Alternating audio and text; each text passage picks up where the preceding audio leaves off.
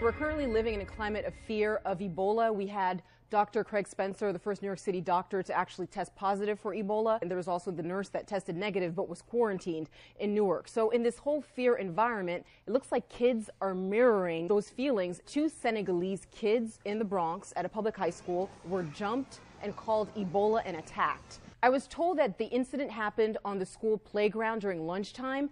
Amadou, the younger brother, was alone. He was jumped by, they're saying, 10 kids who started beating up on him. Then his older brother, Poppy, also came and tried to help his brother, but then they were both attacked. I cannot say hate crime, they're babies, but, you know, we have to check. But that's the thing. I mean, you bring up a good point. I mean, all children fight, right? If it wasn't Ebola, it'd be something else, right? This mimics the same situation that happened during the AIDS epidemic. He said Ebola has now become a stigma for the African community. You sit down in the subway, you African, you know, nobody want to sit with you. You African, you go to the supermarket, it's the same. It's the same thing happen in the school. You should have a reasonable expectation of safety when you're on a playground. So whether they're talking about Ebola or anything else, if 10 kids could pummel 2 kids on school property, you've got a much bigger problem. No, children should not be allowed to be beat up on school grounds or anywhere else. But this is part of the reason why I've been so critical of politicians and the fear base around all of this Ebola. People need to have appropriate information, and they don't. They're scared, and so now this misinformation is causing people to label and target certain groups who have done nothing wrong. But Bill, they're kids. No, they're going to find another reason to beat up on people who are different next week, and they had another one last week. Ebola, that's this week. No, that's nothing to argue with. You're both right. Kids are going to beat up other kids.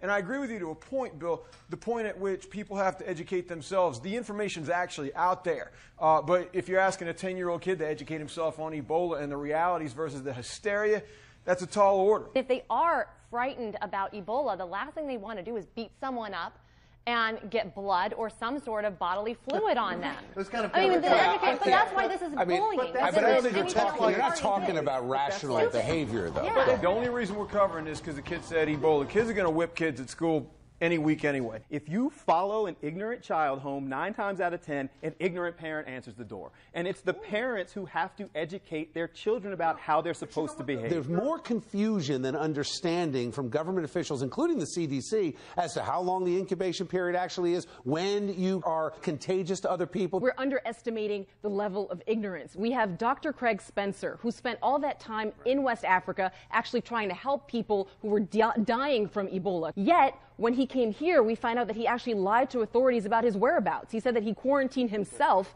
in his Harlem apartment. Meanwhile, we later found out, and police were able to get this because they had his Metro card. They found out that he was actually riding the subway, just going about his business. If you've got 100,000 people a day coming through Newark Airport, and you've got a certain amount of people coming from infected areas, people are justifiably concerned that the government does not have a handle on this. How it translates down to the schoolyard, though, that's on the school.